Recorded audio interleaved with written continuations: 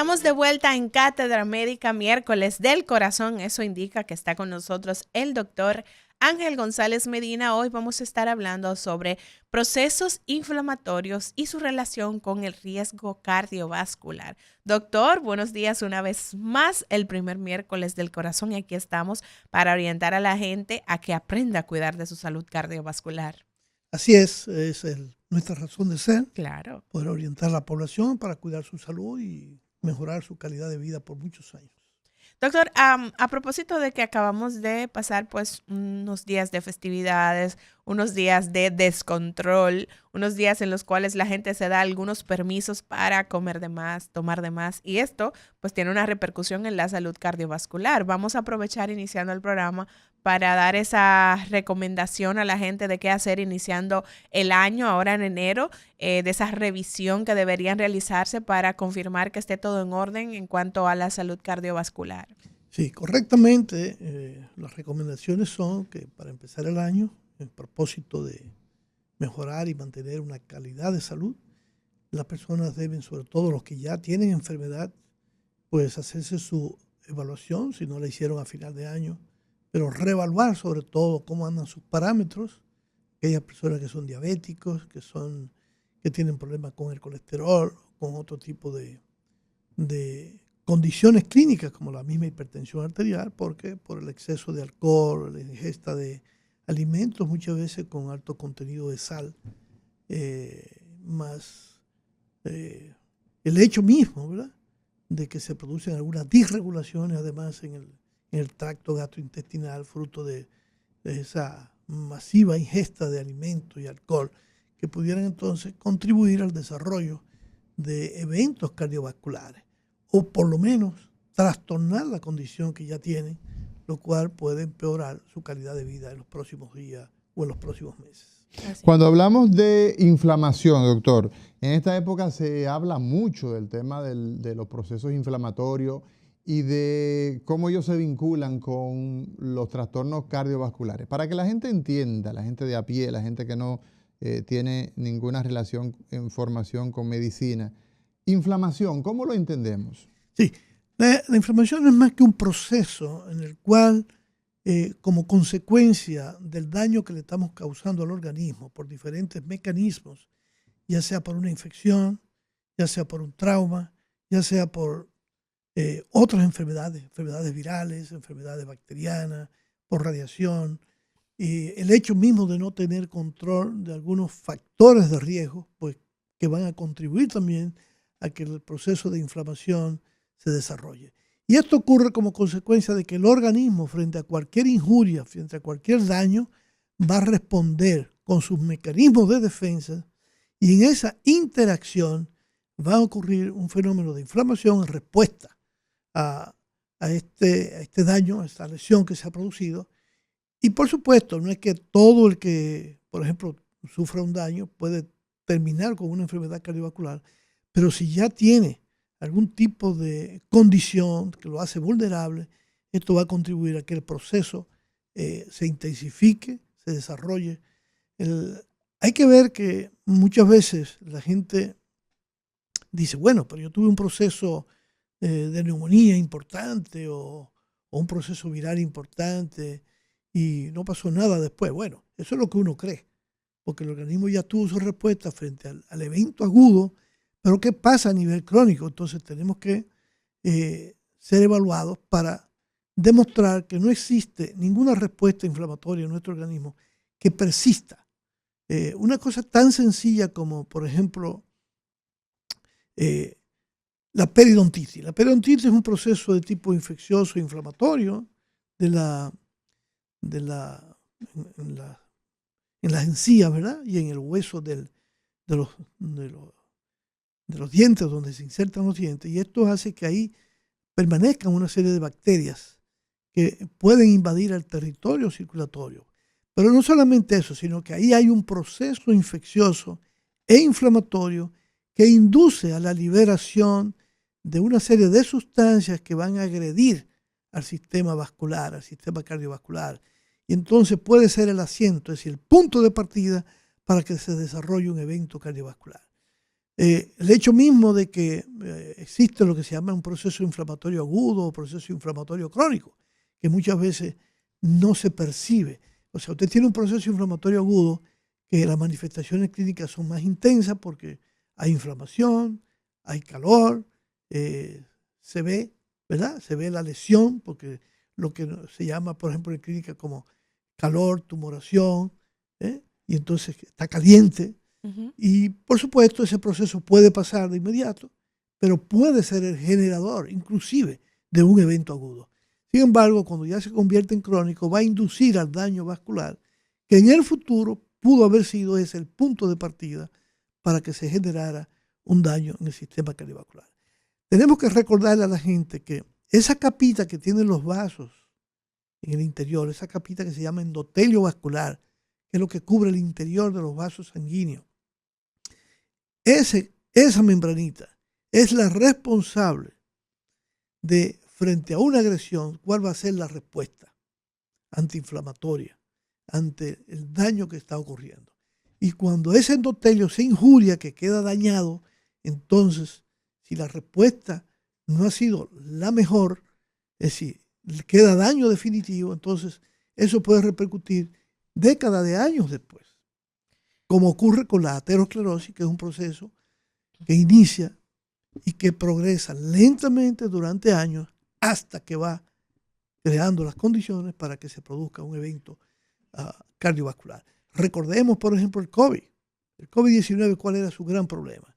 El gran problema del COVID es que este virus era muy agresivo al sistema vascular porque provocaba además, desencadenaba lo que se llama una cadena de trastornos inflamatorios, de liberación de sustancias proinflamatorias que no solamente dañaban el endotelio vascular. Al dañar el endotelio vascular, esto provocaba que, fruto de ese daño, se desencadenaba el proceso de trombosis, fruto de ese daño que se producía a nivel vascular, y entonces se generaban eventos, no solamente por el hecho de la trombosis, sino que también el virus dañaba también el músculo cardíaco, de ahí la miocarditis y los procesos que ya se producían, como podía dañar otros tejidos, pero que el daño vascular era el principal cuando aparecían las lesiones de la piel, en el riñón, es decir, todo comenzaba por ahí. Claro, por suerte no todos los procesos infecciosos terminan ahí, pero muchos de ellos, uno de sus grandes problemas es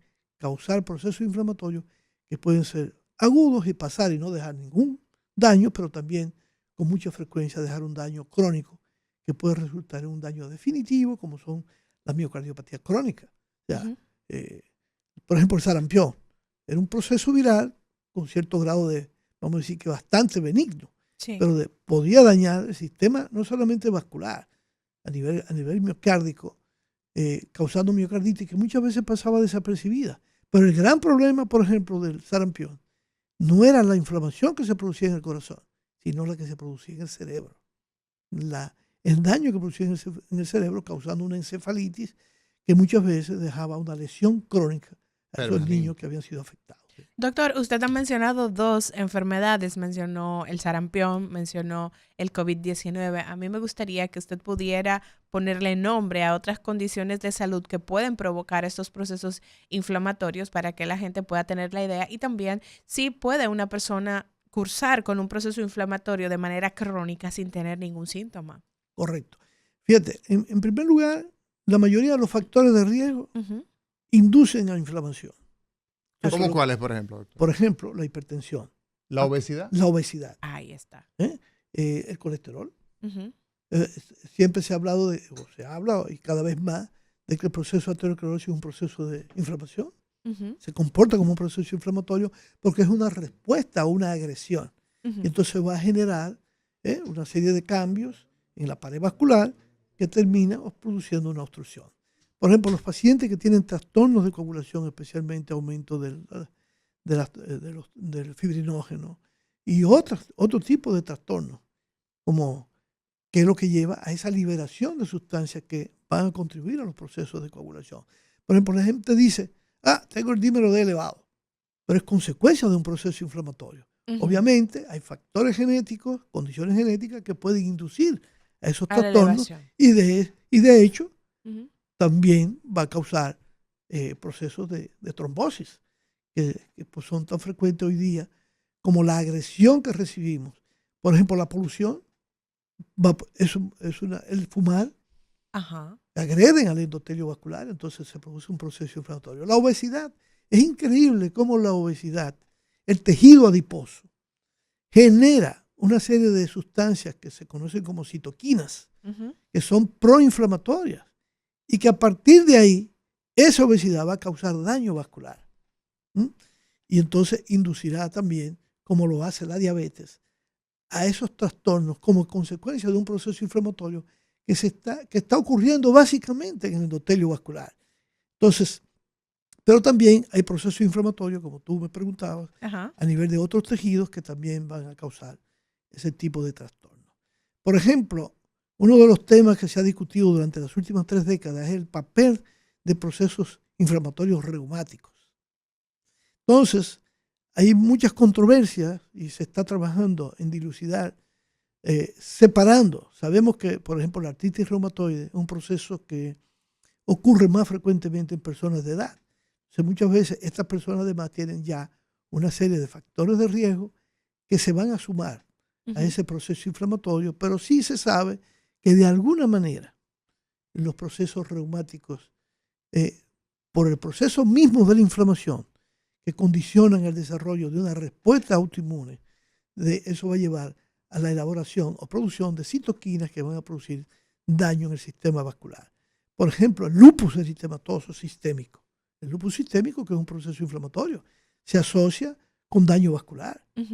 Y eso lleva a lo que hoy llamamos, o de hace mucho tiempo, el síndrome de anticuerpo antifosfolípidos, por ejemplo, que se puede asociar con el lupus o puede no asociarse, pero sí se asocia con fenómenos de trombosis, con trastornos de la coagulación. Entonces, todo esto es muy importante que lo tomemos en cuenta porque la enfermedad no podemos verla como algo aislado, sino ver al organismo como algo en conjunto. De que, acuérdate que hace varias semanas o meses que hablamos de este proceso que tienen las mujeres. Endometriosis. La endometriosis. Y la relación, sí. Que el hecho lo que mismo se ha comprobado.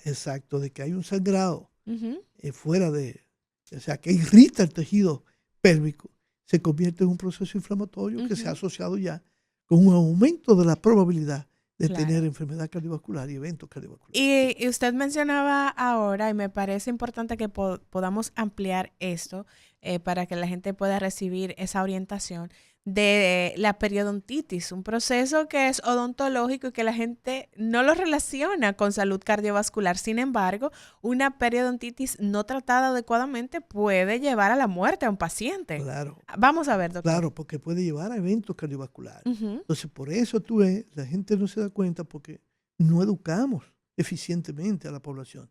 No se da cuenta que cuando va a un odontólogo, lo primero que le dan es un vasito con una sustancia que es antiséptica y antiinfecciosa, para que se enjuague y cualquier manipulación que se vaya a hacer no determine que bacterias invadan el territorio sanguíneo y vayan a provocar, imagínate, una endocarditis. Sobre todo pacientes que son vulnerables porque tienen una prótesis valvular o porque tienen un dispositivo de marcapaso colocado. Es decir, estos son elementos sumamente importantes y trascendentes. Y muchas veces no se habla de esto. Por eso usted ve que cuando usted le hacen un procedimiento por ejemplo, de canal, lo que se introduce es porque hay una infección. Entonces ellos limpian lo suficiente, pero además le dan un antibiótico, un antiinflamatorio, para evitar que esto se pueda llevar a una complicación que pudiera ser tan fatal. Si usted tiene una placa aterosclerótica por ahí, eso puede contribuir, ese proceso inflamatorio, que esa placa aterosclerótica se rompa, entonces tenga un infarto o un evento cardiovascular o cerebral. Claro. 809-682-9850, la línea de contacto nacional en cabina 833-380-0062. Si usted tiene preguntas sobre el tema que desarrollamos en el día de hoy con el doctor Ángel González Medina, puede comunicarse con nosotros para que él le pueda orientar. Si su pregunta es distinta a lo que estamos conversando hoy, pues también puede llamarnos.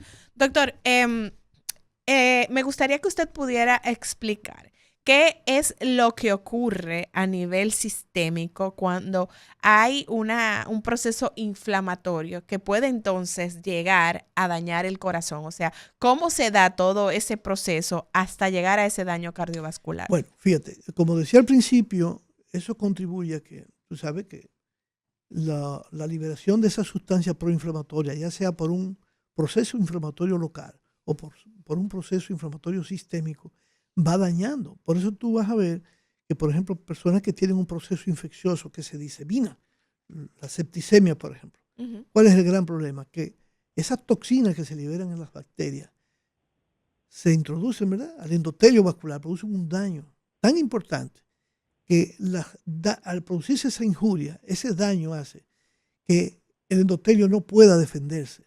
Por todo lo contrario. Entonces, su respuesta frente a esa agresión no es efectiva. Y el problema es tan serio porque el paciente llega y hacemos el diagnóstico, ponemos los antibióticos, por ejemplo, o usamos también otras sustancias para revertir el proceso inflamatorio. ¿Y qué ocurre? Que como la toxina ya está fija en el endotelio, Ujú. eso necesita tiempo para que ese Para endotelio se disiparse. recupere. Sí. Entonces, ¿qué ocurre? Que a pesar de estar haciendo todo lo que estamos haciendo, el paciente no se recupera y muere. Así Porque es. ya el daño que se ha producido se hace irreversible. 809-682-9850, 809-682-9850 es la línea local en la República Dominicana y la línea internacional 1833-380-0062. Si usted desea ponerse en contacto con nosotros, pues puede hacerlo a través de las líneas que tenemos disponibles para que usted pues disipe sus dudas, sus preguntas al doctor Ángel González Medina. Doctor, desde el punto de vista, digamos, de la frecuencia que estamos viendo todos estos procesos, ¿cuál es la realidad hoy día, doctor? Los procesos inflamatorios como condiciones que ya usted señalaba, la obesidad, por ejemplo, los niveles altos de colesterol, Así es. esto va aumentando. Y entonces la expectativa de vida de la gente normalmente en los últimos 30 años ha aumentado.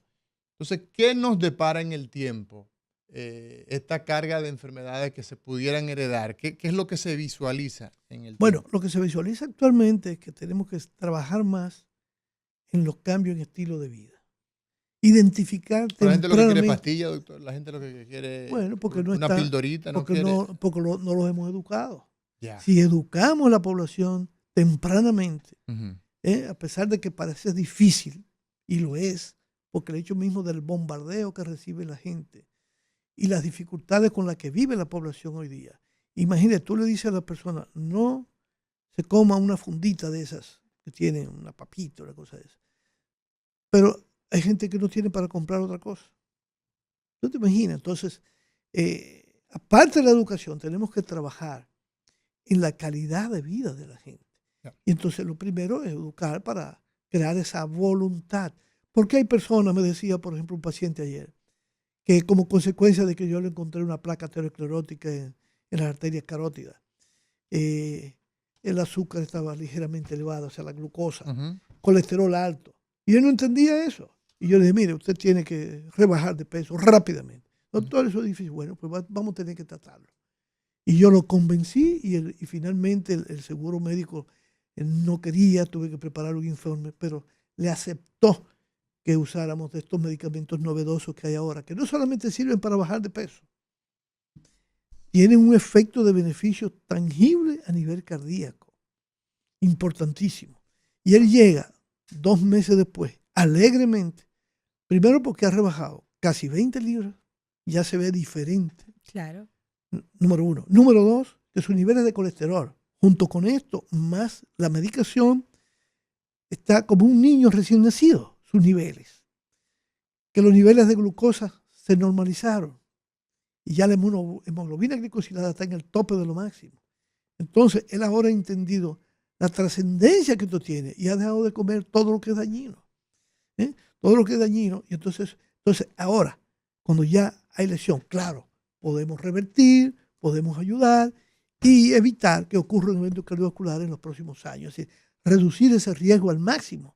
Y él mejorando su calidad de vida, evitando exponerse a factores que nos dañan como la contaminación ambiental, el tabaco, ¿m? El exceso de alcohol, el exceso de consumo de azúcares o de alimentos que son negativos para la salud.